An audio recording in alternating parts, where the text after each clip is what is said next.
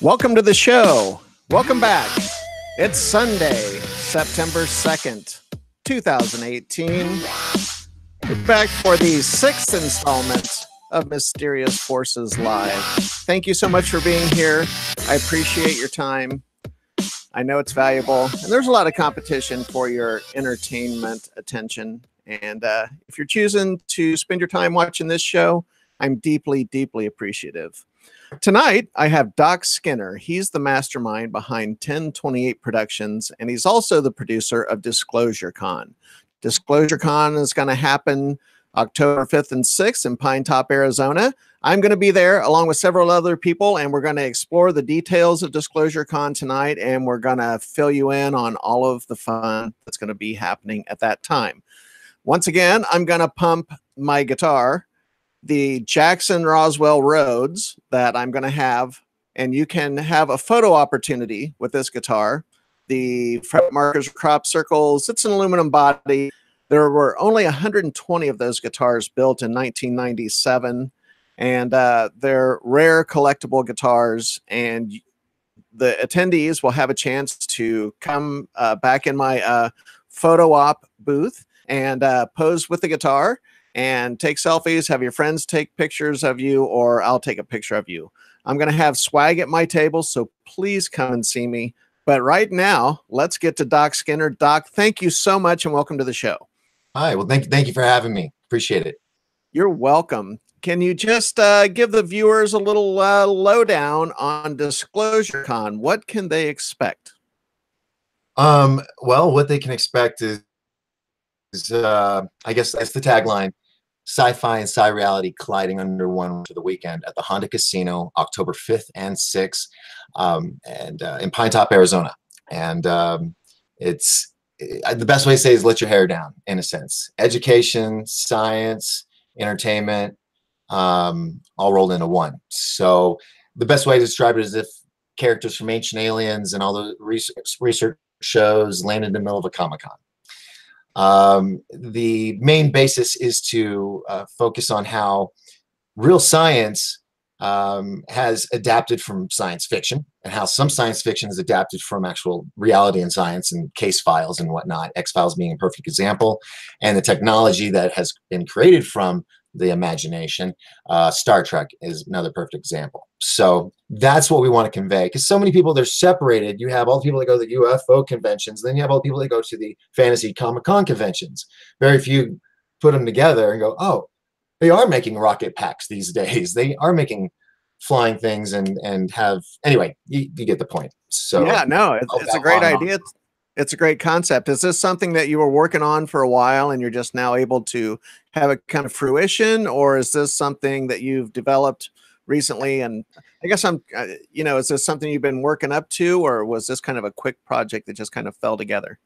Back in 14 or 15, when I was in Dallas, I worked the Dallas Comic-Con, and I just had a booth, but it was so amazing. I thought, I could do this. Right. And then it kind of got put on the back burner. Then I moved up here, and I realized this is where the legend of Travis Walton is, and Bigfoot, and tribal legends and things that, and I was like, wow, I didn't realize, because when I was told, yeah, you should go try this place out in Arizona, in the desert, but it's not the desert. It's gorgeous up here. We have lakes, pine trees, elk drive slow, because they will come out the middle of the road. And we have snow-capped mountains on the winters. We got Sunrise Ski Resort and the Honda Casino, and an amazing town, Pine Top, Lakeside, Show Low, Snowflake, Taylor, Vernon, Springerville. The whole area of the White Mountains is beautiful, and I would love to get people to come up here. So I talked to Travis, who happens to be a friend of mine, and his son Luke, and I said, what if we put Sci-Fi and Sci-Reality together? Do you think it'd work? So this is a big leap of faith, and fortunately it has gotten amazing traction. I have been blessed with amazing speakers and guests such as yourself. It started out with just Travis and a local artist, Jeff West, who worked on many TV shows.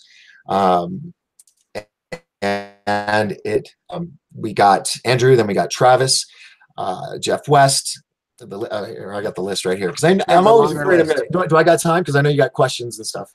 You do have time. Hold back because one of my questions is about one of your featured speakers.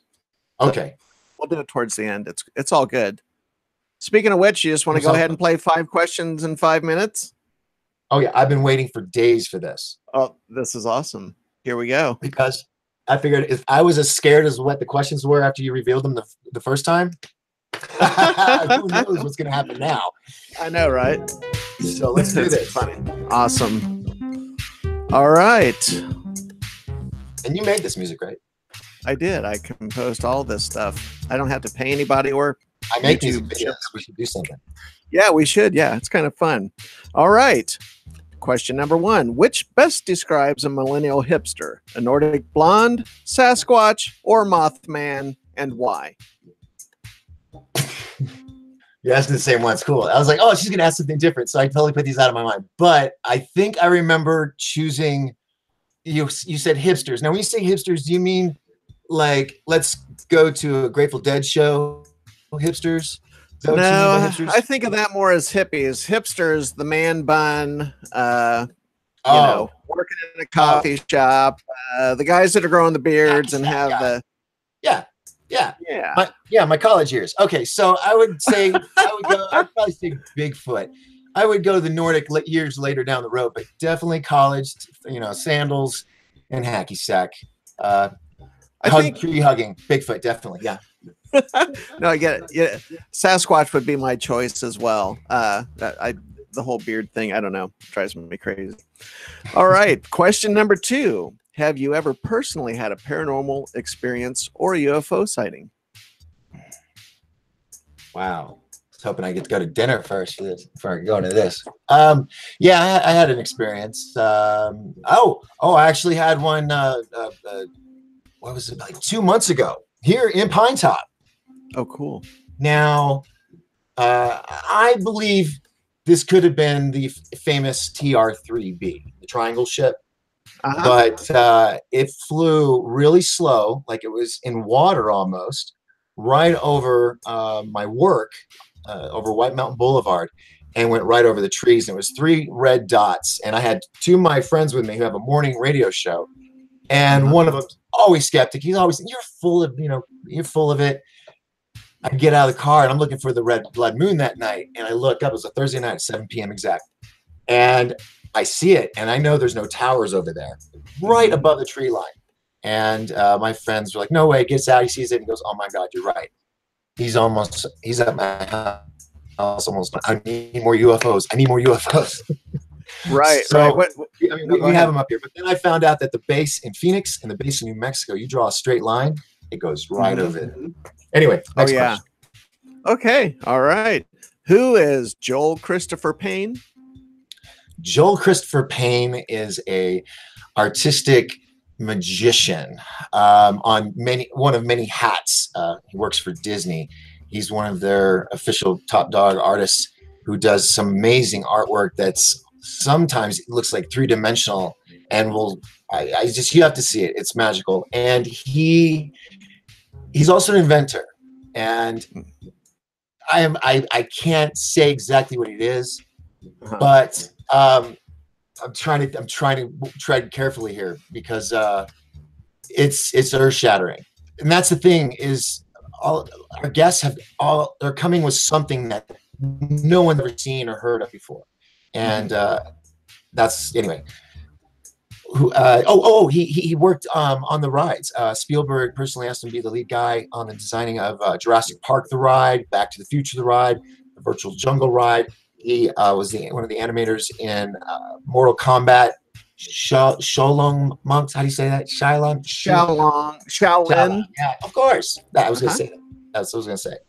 So he did that and many other things. He did the first CGI of the studio backlots so that they could use them with other, like Spider-Man. He's swinging through the city and it looks like a real city. He was the first guy to do that. He was one of the youngest directors in the games. So wow. That's Joel Christopher. Just a lick at the iceberg. And he's going to be at Glory to DisclosureCon, you, folks. bring it. What? I said, and he's going to be at DisclosureCon. Oh yes, yes, he will be there, and he'll have his artwork, and some of them are just you want to check it out. So come out. So next question. All right, Before name your 5 favorite comic book characters. Oh well, Batman, Superman, Wonder Woman. Two more. Spawn. Oh yes, Spawn Todd McFarlane. Yeah. And I hear they're bringing that back. Oh. And for the final one, for my old days, okay, and I'm really aging myself. Archie. Yeah. Not Jughead. Anyway, I like Jughead's hat. He's fat? I thought he was. No, his hat. Jughead's kind of a pointy hat. Oh, Jughead's hat. We're getting too detailed now. Welcome to the Fat Jughead Show. All right. Anyway, so. All right. Next question. Last question. This is my favorite one. Who would be the winner in an MMA style fight between David Wilcock and Richard Dolan?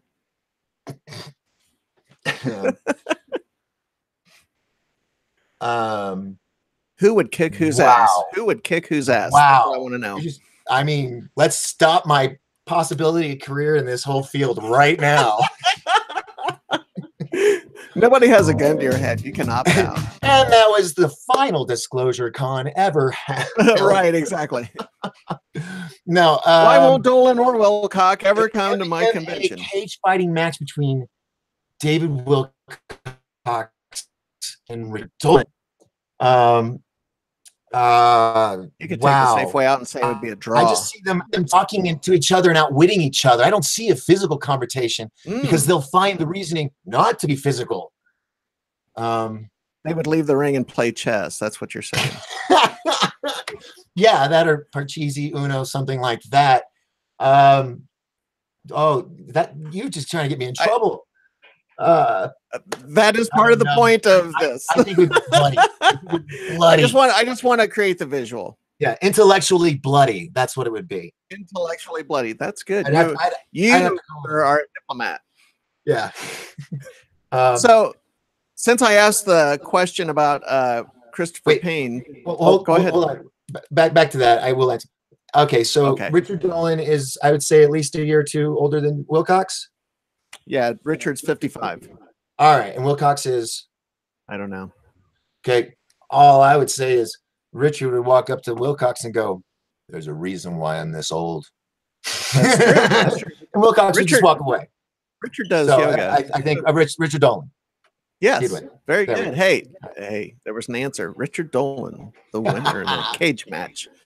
Just the idea of that's ridiculous, and that's me ridiculous. So, since we breached the topic of Christopher Payne, who else is going to be at DisclosureCon? Who can we expect to see? Okay, well, we got Joel Christopher Payne, Jeff West, who was the animator for the TV show Buffy, Angel, CSI, and a bunch of movies. Lauren Blowers, she's got her new series of books called The Extinguisher. She was on last night. Yes, I told you I'll watch. I just can't remember. No, I get it. See, maybe I need a drink, but I don't drink. So, all right. So then we have Josh Toms from Colorado from the Tesla Science Society. He's going to be talking about a certain type of energy grid that's around the world that most of us don't know about, and free energy. Then we have Rex Bear from the Leap Project. He'll be there as well, like you. I think you guys are going to be next to each other. So that'd be cool. Broadcasting. I got a bunch of people broadcasting, surprisingly. Tim Cohen, who originally wrote the book, The Antichrist and a Cup of Tea, which led me down a rabbit hole back in the early 90s. And the fact that he called and said, "Hey, I heard about this." And I thought, "Hey, you got a spot?" And I said, "For you?" Yes. Luckily, I had some spots, so it sounded really good. Then we have David Loomis, who is our local Sholo chapter of MUFON. He's the director, our section director. It's a really long name, but we'll say section director. He's an award-winning winner in the MUFON research field. Two months in a row, I think, or was it 2 years? Do you remember? You're nodding your head like you know. I do not remember. Well, I thank you for at least looking like you were agreeing with me. So I appreciate that. And then we I'll got nod and smile. yeah, then we got Dr. Brooks Agnew. Anybody knows his story. He was worked really hard to put that exhibition together, and I think he's still trying to do that. But he is I had this page all set up and I had it covered up so I would say all the right things. All right. So Brooks Agnew is going to be doing that. He's doing 2 lectures, one on one day, one on the other. The first one is, what if proven science could show you a way to unlock the bounty of the universe? What if you could be shown the secret how to remember the future and change the past and know what to do in the present to make life of your dreams? This is your chance to learn how to travel through time and to make a difference. Don't miss it. Then the other one is on the hollow earth. He says, no one has traveled further or seen more than Brooks Agnew in the quest to discover if the earth is hollow. That's cool. Hello. And the esoteric aspects of the hollow earth are compiled and explained in the final lecture of its kind, World Today. Boom. There's his. That is cool. And then we have, if anybody's watched Ancient Aliens, I'm sure you know the name Mike Barra. He's going to be talking about ancient aliens and JFK and brand new information and evidence that JFK faked his own death. So that's going to be some earth-shattering news for him. Then, of course, Tim Cohen, we talked about, but he's going to be revealing stuff, unambiguous images, photos. We're going to leave it at that. Okay. Over 1,000 of them. No one can. New evidence. Josh Toms, we got him. Andrew Bishago, dear friend. He was supposed to be the original speaker. I scheduled this thing around him. He's been like a dad or a brother to me more than a dad. He's going to be telling his story of being the first child participant in the top secret DARPA program called Project Pegasus, which involved Nikola Tesla technology and teleportation, and the Mars jump room program.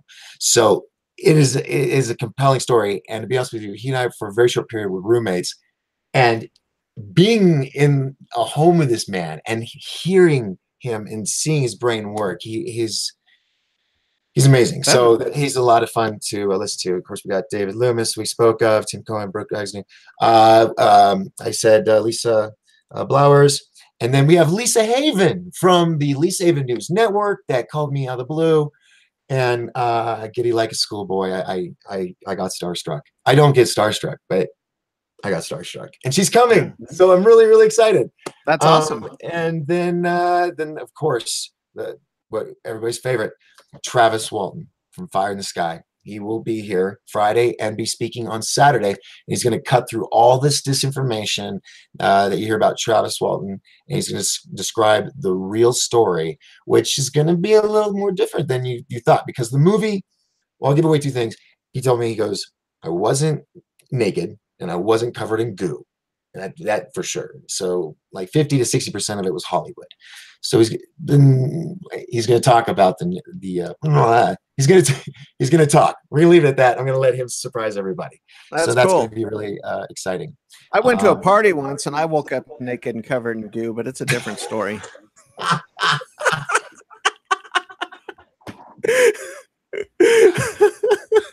Oh. I don't know if my grandmother just became a new fan or not. Hey, I didn't define goo. My cheeks hurt. Yeah, my favorite Travis Walton story is earlier this year. I was at the UFO Congress, and he was outside, and he had his acoustic guitar. I don't know if people know this, but Travis plays guitar. And I wound up singing an Eagles song with him around it. It wasn't really a campfire. They have like the gas-powered fire pits. But wound up singing an Eagles song with him. And we talked about guitars and music for a while. So I definitely want to get a picture of him with Jackson Roswell. That'll be cool. And, I think you're going to go very far, because you just knew exactly how to segue into this next I wanted to talk about real quick. And it'll be really quick. Okay. How did you feel that you had known about or researched or read about, and you got to sit by the fire and hang out with him? Well, how did that make you feel? I mean, it was really an honor. part of what happened at the UFO Congress this year was that he appeared with his brother and also the officer who was the responding officer to the case, and the guy that organized the search. And I got to hear not only Travis's testimony, but also his brother speak, and his brother talking about how Travis would have never put his mother through that because, you know, like any mother, she was terribly worried. And when you hear the police officer talk about, you know, his point of view, what he saw when he showed up, the extent of the search, and it really broadened my knowledge of the case because, you know, I'd seen the movie and all that, but you know, when you realize that hundreds of people showed up to look everywhere and they canvassed that entire area, found no sign of him for 5 days, then he suddenly appears. Yeah, he would have died of hypothermia up there at that time of year. That was in October. And talking to Travis personally and hearing his story and having some personal interaction with him, I have no doubt in my mind that he is telling the truth. I absolutely believe Travis Walton. I believe he is a sincere person, and he's humble. It's just he's a humble guy. He's down to earth, and there is no ego there, and that's a lot of what I like about him is that, you know, he's gotten to be kind of a public figure in certain ways. And of course, the subject of a major motion picture, but he doesn't carry an ego around. And I think that's very cool. And plus, really, you know, as a musician, getting to know him as a musician and talk about guitars, that really, you know, for me, humanized him even more and made him more of a real person. So that's where I was trying to get with the point of being there by the fire. You had a more of a one-on-one connection, right? Right. Well, like at Comic-Cons and UFO conventions, they have the, you know, we're going to have a talking panel both nights where everybody comes up on the table and whatnot. But, you know, you go in there and there's a full crowd of people. They have a microphone. There's a line. You're feeling rushed. You get up there and they're whipped up on stage. That's intimidating to some people. And they may forget exactly what question they've been planning on asking, and then they just say the first random thing. So what we're going to do, what we're going to do is something I haven't heard of before. On Friday and Saturday is the DisclosureCon. Sunday is day of rest and allow the speakers to go around town, check out the mountain scenery. Then we're going to have dinner. And then people that get a VIP pass, now, there's a whole bunch of, it's totally worth it. But what is worth it all by itself alone is on Sunday night, weather permitting, we're going to convoy out to a campsite and have a campfire, and we're going to do a camp or a fireside chat under the stars with the celebrity speakers, where you can have that experience that you had with Travis. Now, I'm not going to say they're all going to play guitar with everybody, brings instruments and stuff. You know, there might be, I don't know. I'm not promising anything in the sky, but you never know. Right. No, it'll be an intimate setting and something different than a convention hall. Exactly. So, yeah, DisclosureCon.com. You can go there. The menu, it may say more depending on the size of your screen. Click on that to drop down. There's tickets. Link to ticketleap.com. That was a tongue twister. Cool. And so, there's a couple of contests, costume contests, right? 2 different ones. Thank you. Thank you for saying that. Hold on. Check this out. So Darmar Productions, who's run by Martina Webster. She's one of my mentors. She's a movie producer, and she's working on a film festival. The Show Film Festival happens a week after our event. So if you want to come out and make a week vacation out of it, Pine Top Lakes, I would love to have you here. Now, the cosplay costume contest, we will have two each day. 5 o'clock will be the kids contest, and then we'll have at 8 o'clock the adult contest, and then we're going to go into the VIP party, which comes with a VIP pass, by the way. But they put awards together. So this is first place. We'll have this for an adult and kid on Friday and Saturday. So we got 4 of those, and there's second and third. But then we also have this bad boy right here. This is the grand prize plaque, which comes with some money. Depends on the pre-sales. Yeah, if we get a good number of pre-sales, then I can promise a certain thing. And then VIPs, they get in an hour early. before the public.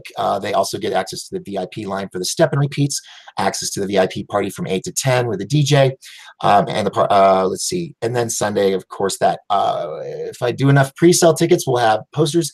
And when you go to an event, you get a program book. This isn't, I'm not promising this yet. This is what I'm attempting to do. We're going to do a comic book. So we'll have all the bios of all the speakers, the sponsors, the map of the area, the schedule, and there'll be an X in line under it. You can get their autographs, and then we'll give you a plastic sleeve, and you can put it in, because we're only going to do 1,028 copies of this comic book for 1028 Productions, right? Yeah, I like to play little games like that.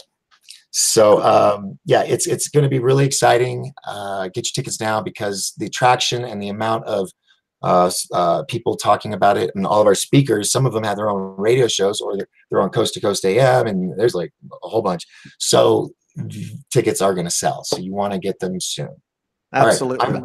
I'm used to being on your end, so I'm sorry I'm hogging time. Go. Your turn. No. Hey, this show is about you. I'm just a facilitator.